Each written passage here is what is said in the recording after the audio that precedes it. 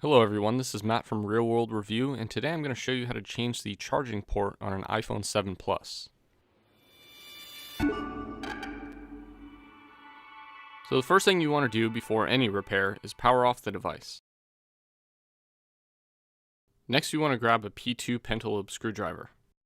With that screwdriver you're going to take out the bottom two screws. I suggest putting all the screws on a magnetic mat so you don't lose them. Next you want to heat up the adhesive around the screen so then the screen comes off very easily. There is a seal that goes around the screen to make it water resistant, so it's going to be a little bit difficult to get through it, but the heat will definitely help. Next, what you want to do is you want to get something in between the plastic frame and the metal frame on the bottom of the device.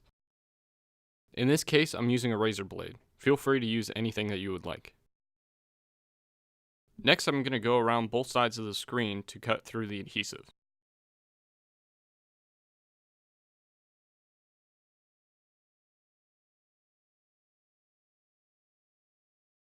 Once I cut through the adhesive, I'm just going to lift the screen up a little bit so that I can get through the adhesive on the top.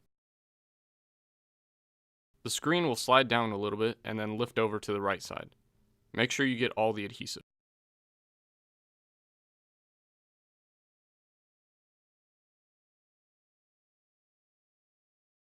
Next, I'm going to prop up the screen and remove the 4 screws that hold the panel that cover the battery, LCD, home button cable, and charging port cable.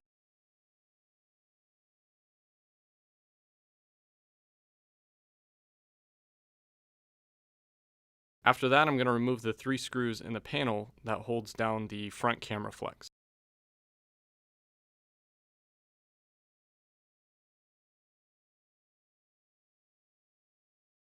I'm going to carefully remove the 3 cables with a pick.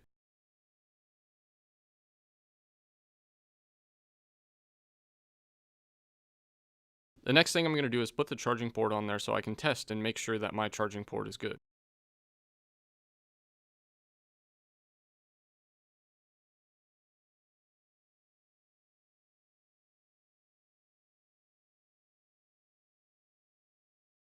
Now that I have it plugged in, we can continue on with the repair. The next thing I'm going to do is remove the SIM card tray before I forget, and then move on to the anchor screws.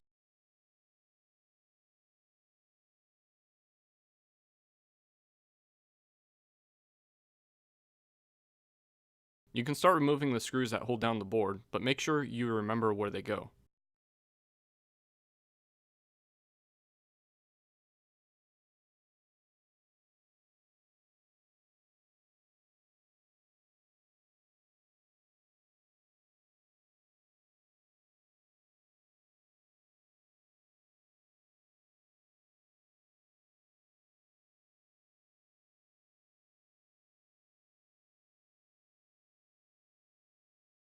Once you get the screws out, you can start removing the cables that hold down the board.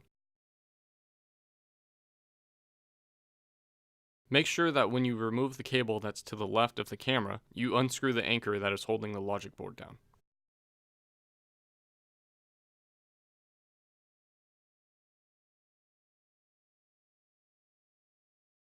Once you get all the screws and all the cables unplugged, it is now time to remove the board, starting with the bottom of it.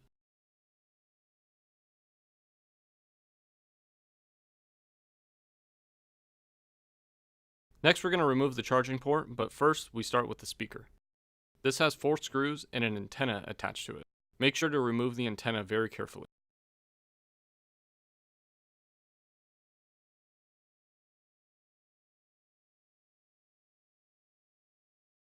Next, we're going to remove the Taptic engine that has 3 screws and the cable cover that has 2 screws.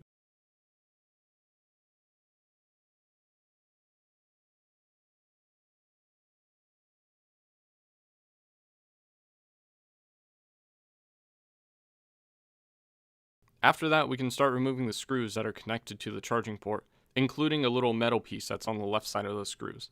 I don't know what it does, but it's in there for a reason.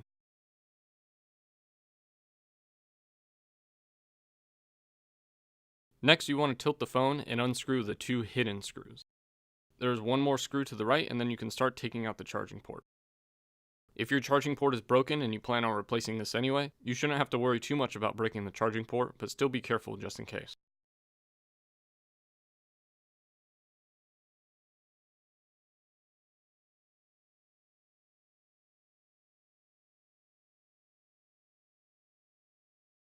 Once you get the charging port out, you want to move the microphone covers. I'm not sure what they're used for, maybe for feedback, maybe for waterproofing. Either way, you still want to move those over just in case.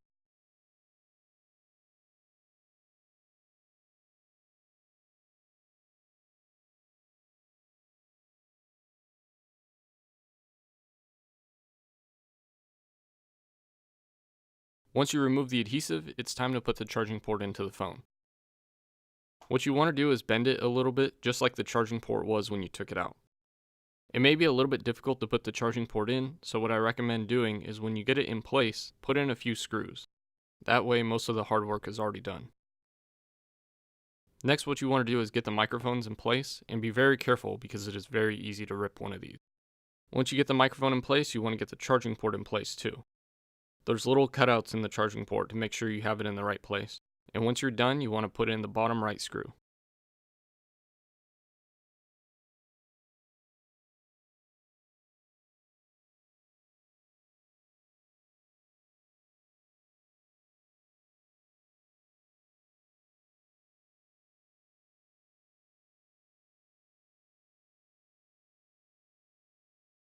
Make sure the charging port is flat and not lifting anywhere at all.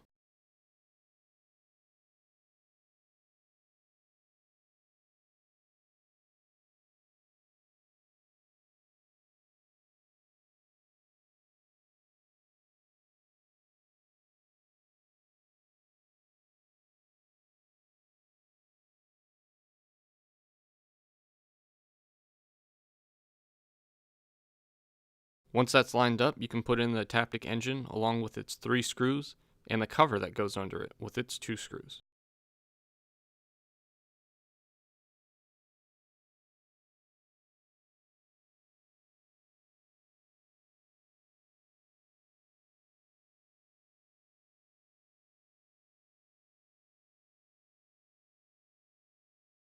Once everything's in place, you can start putting in all the screws except for the speaker.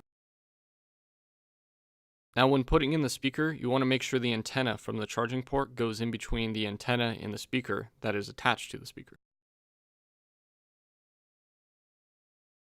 Once that's put in properly, you can put in the 4 screws and move on to the logic board.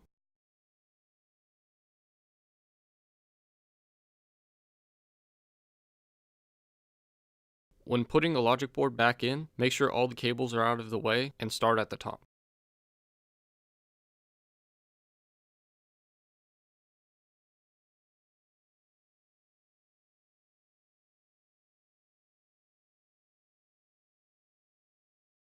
And when everything seems right, you can start putting in the anchor screws to make sure the logic board stays in place. Once that's done, you can start putting in the normal screws, along with the covers that go over it.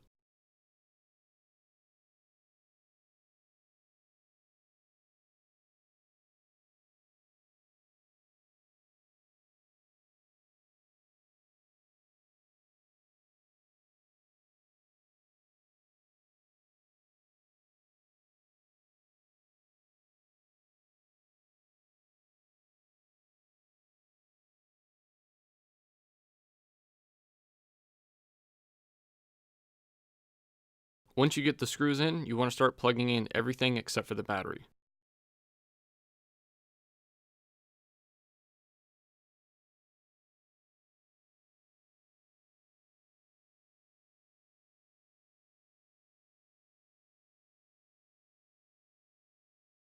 Also, make sure you move over the padding that goes over the charging port plug. Next, you want to plug in the 2 antenna cables, and don't be concerned when they take a while to plug in.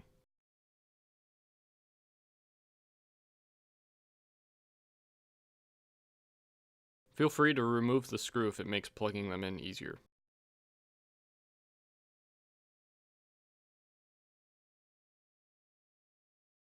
Once we're done with that, I'll put in the rest of the screws and plug in the screen, starting with the front camera cable.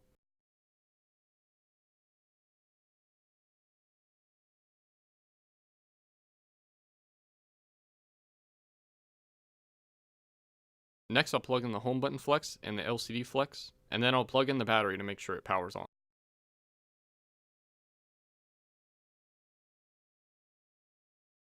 Once that I see it powers on, I'm going to put the 2 panels down along with the screws that go with it.